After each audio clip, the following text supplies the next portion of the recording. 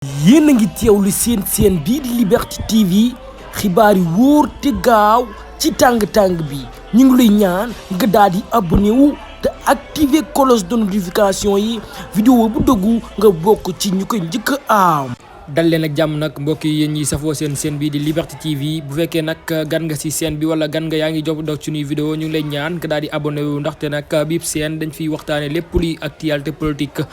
mu aajo nag ci biiram de wala nag bitim réew dal leen ak jàmm nag ci xibaar li gën a gula fës nag ci xibaar moom journaliste boobu di wéy ci turu Abdou Khadre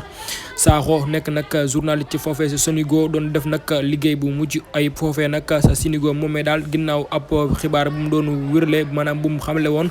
loolu nag dañ ko doolee li nga xam ne nag moom mooy ab convocation nag maanaam ab convocation dañ ngaa convoqué woon foofee nag ca police